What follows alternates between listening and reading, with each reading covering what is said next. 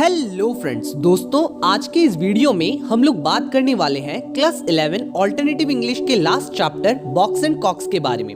Video शुरू करने से पहले मैं आपको बता दूं कि class 11 English and alternative English की ऑलमोस्ट सभी चैप्टर्स पर वीडियो बनाई हुई है। अगर आपने उन्हें नहीं देखी है तो उन्हें भी जाकर जरूर देख लें, लिंक्स आपको डिस्क्रिप्शन बॉक्स में मिल जाएंगी। तो बिना टाइम वेस्ट किए चलिए इस चैप्टर की डिटेल्ड एक्सप्लेनेशन शुरू करते हैं।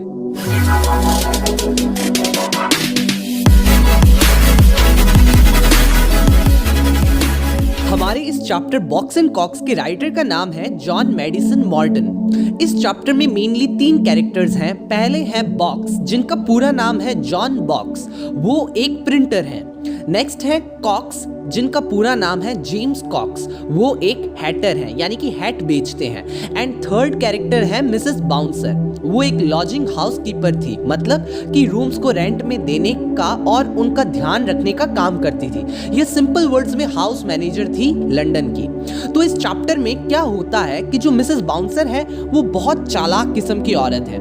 उन्होंने पैसे ज्यादा कमाने के लिए एक ही रूम को 2 अलग आदमियों को रेंट पे दे दिया है। दोनों ही आदमी के अलग अलग प्रोफेशंस हैं। पहले है बॉक्स, जो कि एक प्रिंटर का काम करते हैं। वो सारी रात अपने प्रेस में काम करते हैं और अपने रूम को सिर्फ दिन के समय ही यूज करते हैं। जबकि जो कॉक्स हैं वो एक हैटर, यानी कि हैट बेचने का काम करते हैं और वो दिन में काम करने के लिए जाते हैं एंड रूम को सिर्फ रात को यूज करते हैं। बट दोनों को ही इस बात की बिल्कुल आइडिया नहीं है कि मिसेस बाउंसर कितनी शातिर हैं। उन्होंने एक ही रूम को दोनों को यूज करने के लिए दिया है। इसके बाद दोनों के साथ ही कुछ अजीब अजीब सी घटनाएं होती हैं, जो कि हम वीडियो में हमें आगे जानेंगे। बट उसके पहले हम जान लेते हैं कि रूम का सीन कैसा था। तो जो रूम था वो डिसेंटली फर्निश्ड था, यानी कि रूम में ठीक ठाक फर्नीचर्स थे और रहने के लिए ठीक था।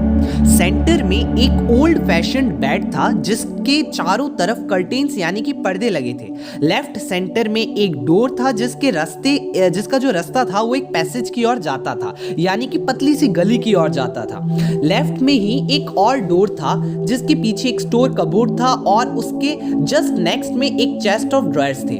पीछे की तरफ राइट सेंटर विंडो, राइट में एक और डोर जो कि एक और स्टोर कबर्ड को दिखाता था और उसके नेक्स्ट में एक फायर प्लेस जिसमें आग जलाया जाता था क्योंकि बहुत ठंड होती थी वहां पर। और उस फायर प्लेस के ऊपर मेंटल पीस भी था। मेंटल पीस मतलब जो फायर प्लेस के ऊपर का जो शेल्फ होता है उसको हम लोग मेंटल पीस कहते हैं। सो गाइज, मेक श्योर कि आप इस वीडियो को पूरे एंड तक देखें क्योंकि असल कहानी अब शुरू होती है। सीन कुछ ऐसा है कि जो कॉक्स है उसके हाथ में मिरर होता है और वो अपने आप को देखकर कसम लेता है कि वो फिर से कभी अपने हेयर्स यानी कि जो अपने बाल हैं उनको कभी नहीं कटवाएगा, क्योंकि बेचारे के जो हेयर्स हैं इतने छोटे काट दिए गए हैं कि वो देख करके बड़ा अजीब सा फील कर रहा है। और उसे अपने आप को देखकर ऐसा लग रहा था कि जैसे कि कोई मिलिट्री वाले की तरह काटे हो उसके बाल।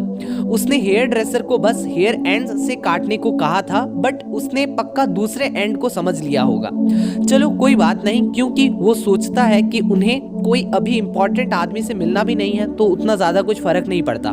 फिर वो कहते हैं कि 8 बज गए हैं और उनके पास 1 सेकंड भी नहीं है वेस्ट करने को।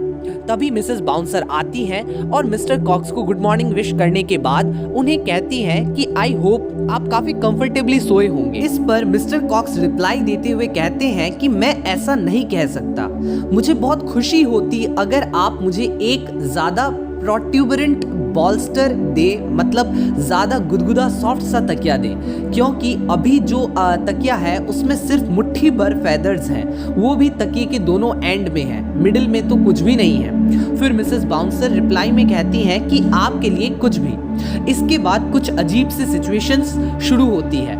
कॉक्स को डाउट होता है कि मिसेस बाउंसर उसके पीछे से रूम को यूज करती है, मतलब जब वो काम करने जाता है तब मिसेस बाउंसर उस रूम को यूज करती है डे टाइम पे।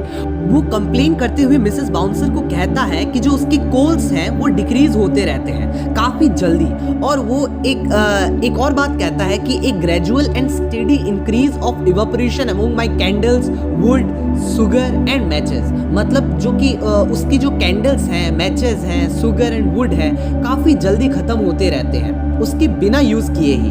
और वो ये भी कंप्लेन करता है कि जो उसका रूम है वो हमेशा टोबैको स्मोक से भरा रहता है। तो ये सब तो होना ही है, क्योंकि उसे बेचारे को क्या पता कि उसके अलावा मिस्टर बॉक्स भी उस रूम को यूज कर रहे हैं। इस मैटर पे मिसेस बाउंसर कई सारे एक्सक्यूजेस देती है। कॉक्स भी अपने काम के लिए लेट हो रहा था और इसलिए वो अपने काम के लिए हैट शॉप पे चला जाता है। एंड बॉक्स जो कि रिटर्न कर रहा था अपना नाइट शिफ्ट पूरा करके, अपना जो न्यूज़पेपर प्रिंटर का काम करके अपने प्रेस से लौट रहा था। बॉक्स अपने साथ घर में एक चिकन लेग पीस लेकर के आता है। वो आग जलाता है कुक करने के लिए और नोटिस करता है कि मैचेस यूज करने के बिना ही वहां पर उसको मैचेस काफी कम दिखाई देते हैं। कैंडल्स भी कम बची थी। वो भी यही शक करता है कि मिसेस बाउंसर जरूर उसके पीछे रूम को यूज करती है।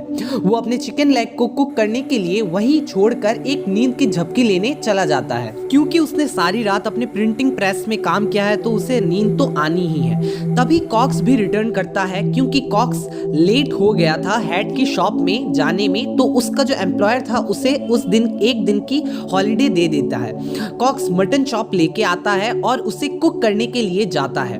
तो वो देखता है कि वहां पर आग ऑलरेडी जल रही है और चिकन लेग कुक हो रहा है, जो कि हम जानते ही हैं कि मिस्टर बॉक्स उसे कुक होने के लिए छोड़कर एक झपकी लेने के लिए गए थे। मिस्टर कॉक्स उस चिकन लेग पीस को देखकर चौंक जाते हैं कि ये यहाँ पर कैसे आया।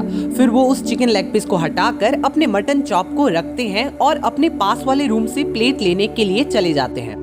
डोर को बंद करने की आवाज मिस्टर बॉक्स को जगा देती है, जिन्हें ये याद आता है कि चिकन को कुक करने के लिए छोड़ा हुआ है। और वहां पर जाकर देखते हैं कि वहां पर मटन चॉप, वहां पर चिकन लेग पीस की जगह पर जो मटन चॉप है वो रखा हुआ है। फिर वो गुस्से से उसे लेकर विंडो से बाहर फेंक देते हैं और एक प्लेट लेने के लिए रूम से बाहर जाते हैं। कॉक्स फिर से रिटर्न होते हैं और देखते हैं उसका मटन चॉप नहीं है, वो तो विंडो के बाहर फेंका हुआ है। फिर दोनों Mister Box and Mister Cox एक दूसरे से मिल ही जाते हैं। दोनों एक दूसरे को इंट्रूडर समझते हैं, मतलब चोर टाइप या फिर बिना परमिशन के क्रिमिनल माइंडसेट से अपने रूम में घुसने वाला समझते हैं। फिर दोनों रेंट रिसिप्ट लास्ट वीक की अपने पॉकेट से निकाल कर एक दूसरे को दिखाते हैं कि ये रूम मेरा है, देखो मैंने इस रूम का रेंट भी पे किया है। रेंट रिसिप्ट दोनों के पास होती है, इसलिए दोनों फिर भागकर मिसेस बाउंसर के पास जाते हैं। गुस्से से मिसेस बाउंसर से पूछते हैं कि ये क्या हो रहा है।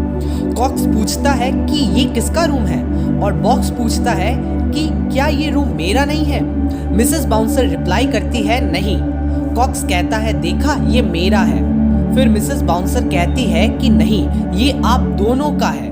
फाइनली मिसेस बाउंसर पूरी मिस्ट्री एक्सप्लेन करती है और माफी मांगती है बॉक्स एंड कॉक्स से। सो फ्रेंड्स, यहाँ खत्म होती है हमारी story the Box and Cox. I hope आपको ये वीडियो बहुत पसंद आई होगी। अगर आपको ये वीडियो पसंद आई है तो आप इस वीडियो को जरूर लाइक करें, अपने दोस्तों के साथ शेयर करें और हमारे चैनल को सब्सक्राइब करके इसके पास दिए हुए बेल आइकन को जरूर दबाएं, ताकि आप भी हमारे सुंदर से परिवार का सदस्य बन सकें। अगर कोई भी डाउट्स हो तो आप इसे कॉमेंट सेक्शन में जरूर बताएं। Thank you so much for watching this video.